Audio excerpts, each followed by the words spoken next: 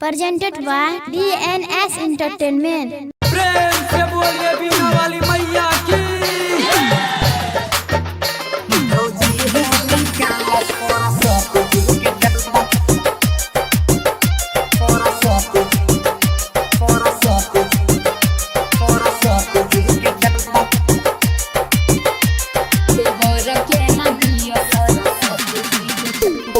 छोरी दा हो खड़ा बाके कम सब धंधा किया हो रसीद कटला रसीद बोलो ने छोरी दा हो खड़ा बाके कम सब धंधा भौजी है बोलो ने भौजी है निकाला सरस्वती जी के चंदा भौजी है जल्दी दह सरस्वती जी के चंदा जल्दी जल्दी निकाला ए नाम लिख ले लागल छै लॉकडाउन काम चले मंदा ए देवर जी सुनै छो ने लागल छै लॉकडाउन काम चले मंदा देवर हो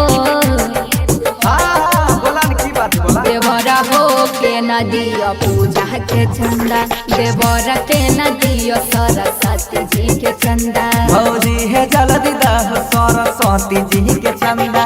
गैरे कि ना एने सुने कॉपी लग बोखत रहे छी बाखाई छे बाखाई मटिया के अनासी टमाटर पिछलो बार देने री हो 551 नहीं कैल हो बढ़िया से नाच सुर सजावन तो हर बार ठकै छो समझ लो ठकै नहीं छे ठकै याद तोरा नहीं छ हमर लागल रहे घाटा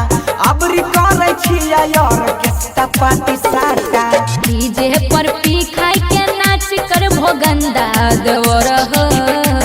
सुन ले कान खोल के देवर हो नहीं दे बायब की बार चंदा देवर हो नहीं दे बायब की बार चंदा सोना भौजी हमर दादा हो पूजा के चंदा ए रे छोरा तो अपना माइक जल्दी बोला जल्दी जल्दी पर के था जल्दी देवर के ना दियो और रही छो जब हमरा इतना तू जिद हो काटी ले 251 के रसीद हो 200 से कम नहीं चलता है हमर भौजी 500 गइना छिए महंगा वाला पंडाल मूर्ति 200 300 दे होते के ना पूराती सोनू मनीष बंसी पैर जैत फंदा देवर हो बोला ना भौजी बोला एहो प्रसादी दैले ऐहा लेला पूजा के चंदा देवर हो लेले हई पूजा के चंदा जियो जिया हमर भौजी देला पूजा के चंदा जरूर आइयो मेला में अबरी बंसी एक प्रोग्राम शांति रिकॉर्डिंग स्टूडियो राजा जनमानसी।